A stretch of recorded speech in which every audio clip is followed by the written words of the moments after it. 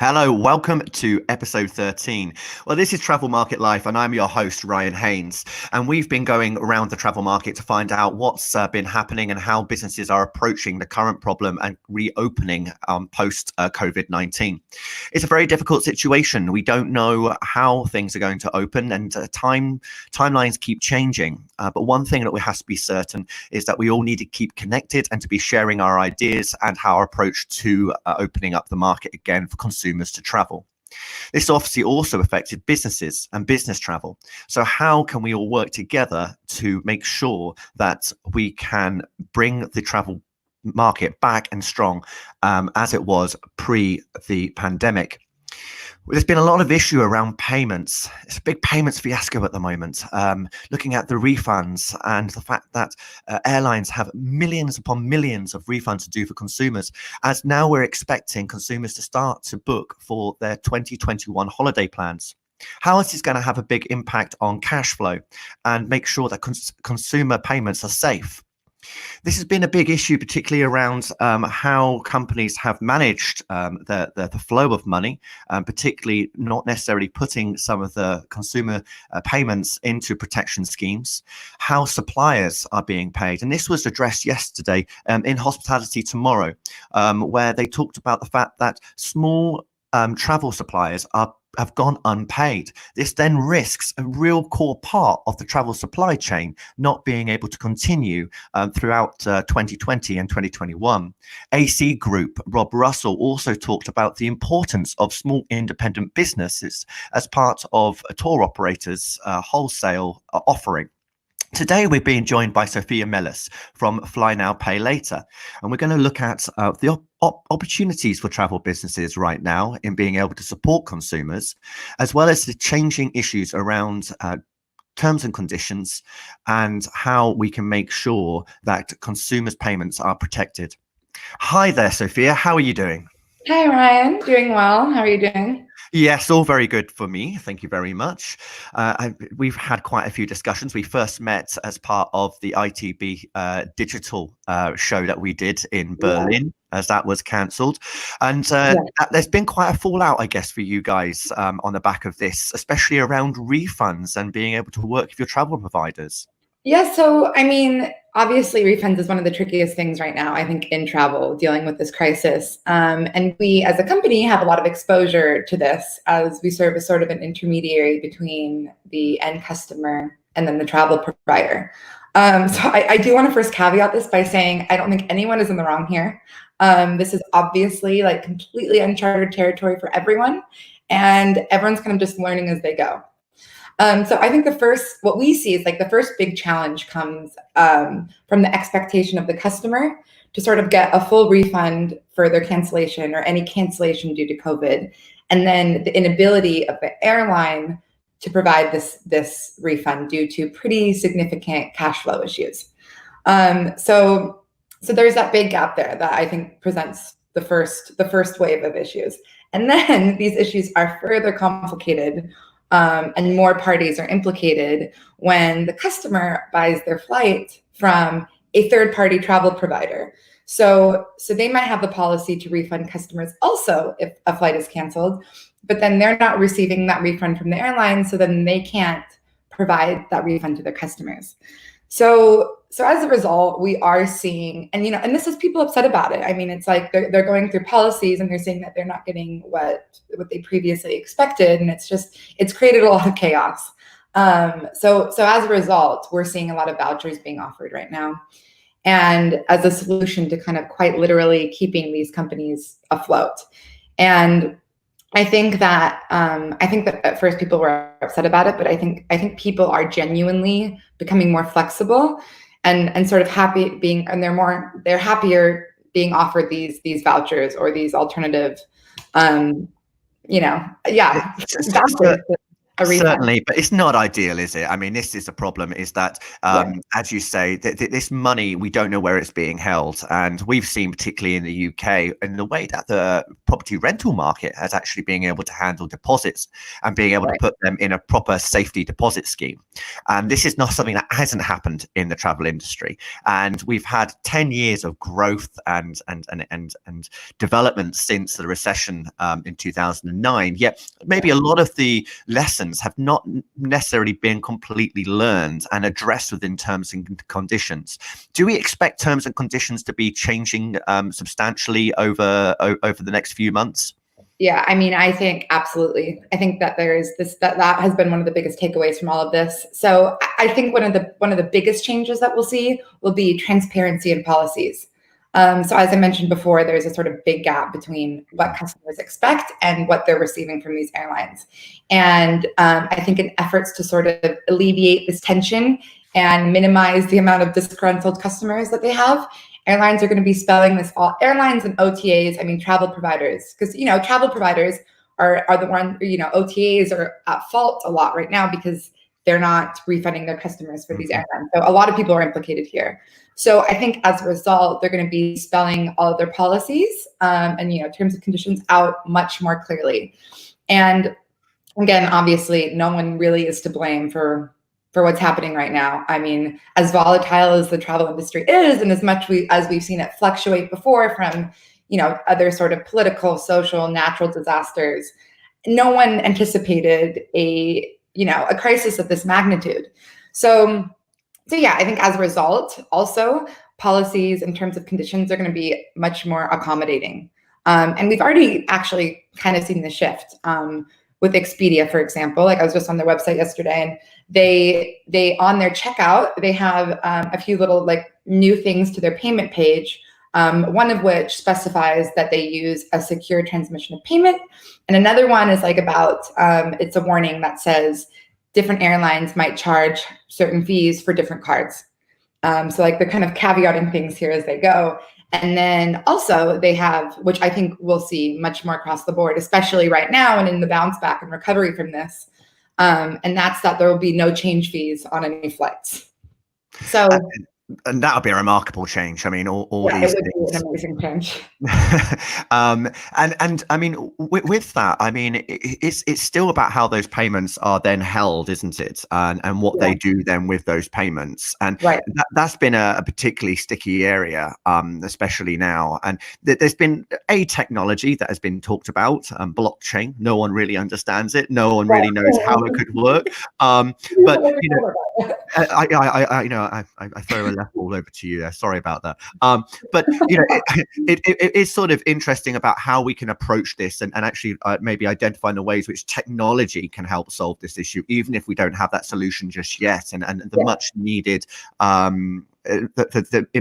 the necessity now to really look closely at how transactions are made and secured, because as you say, it's these travel providers, it's maybe some of the smaller players that are at risk because they don't have those reserves or the capability to raise those loans. Absolutely. Yeah, absolutely.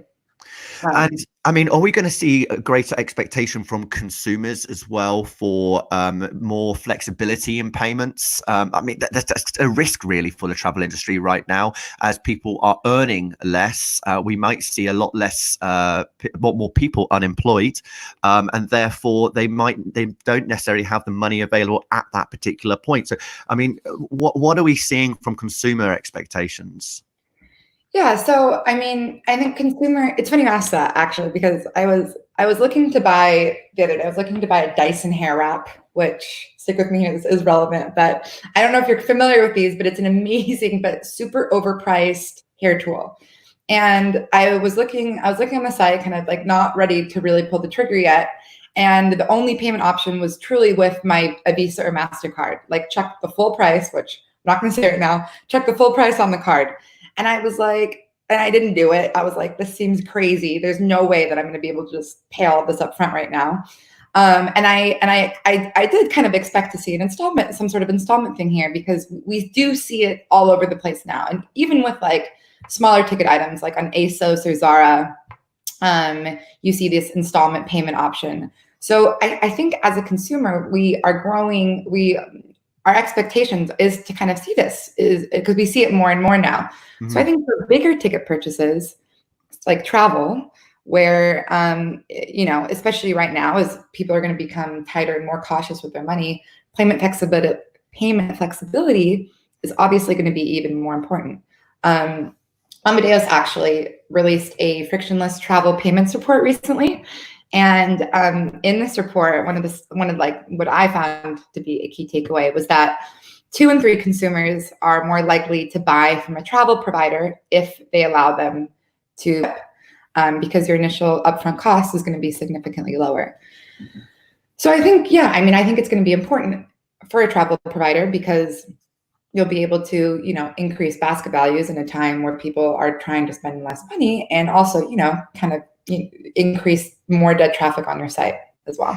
I mean, we've also moved as a society towards these subscription models now, and there's a talk about subscription models for airlines. Do you think that this is a practical approach? This is something we might see sooner rather than later, or is it just a quite innovative idea? It is tricky. I mean, it does make sense, and I think it does alleviate a lot of cash flow issues for airlines if you do turn into a subscription model.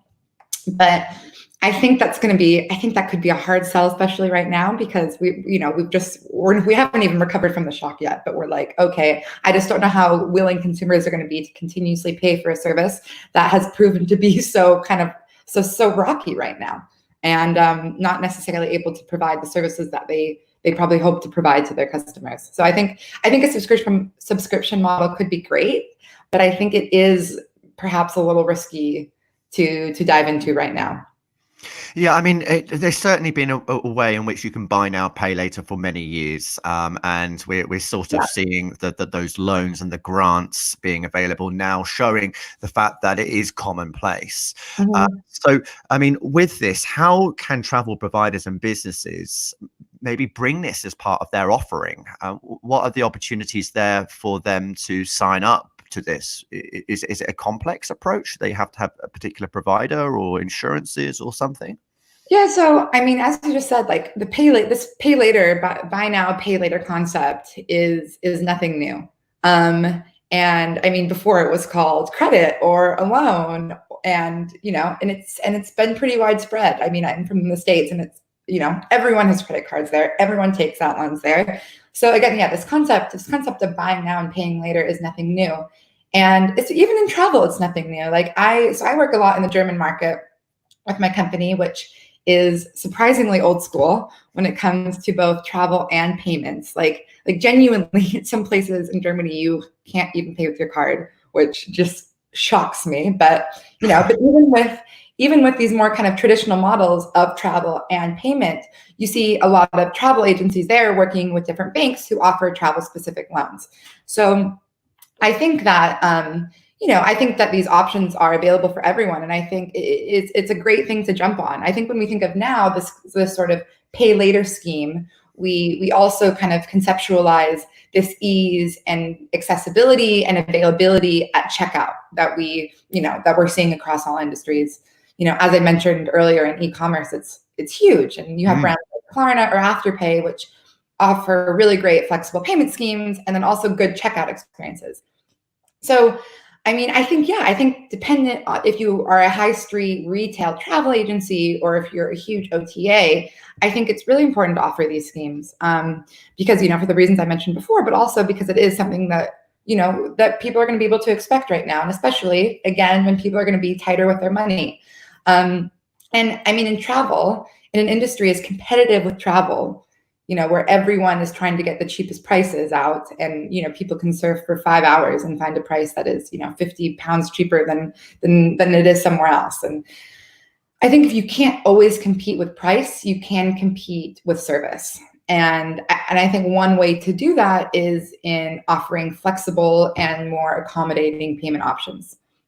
So fly now, pay later. Who do you tend to work with? Who are your main customers and partners?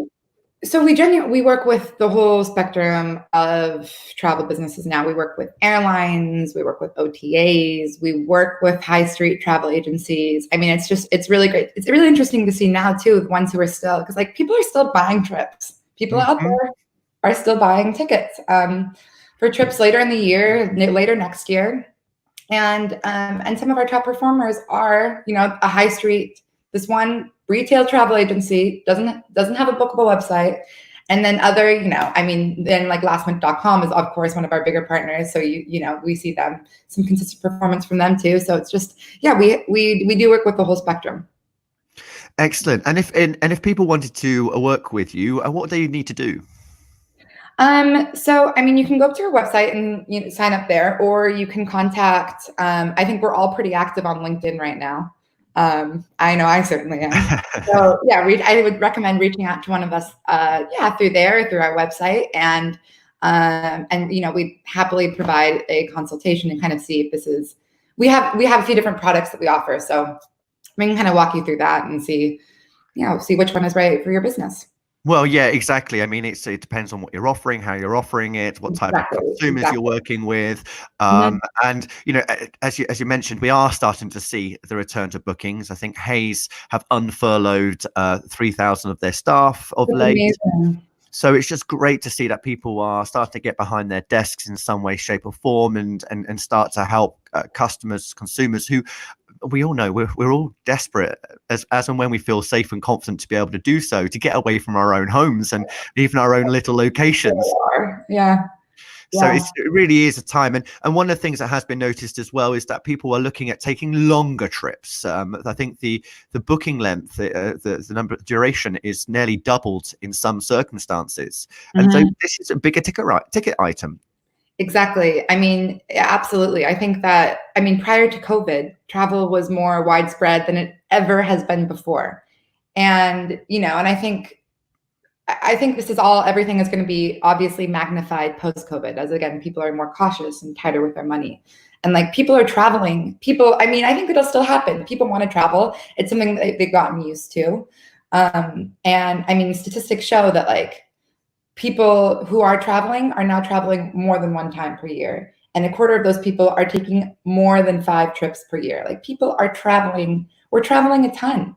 And I think that comes from an increase of accessibility and affordability.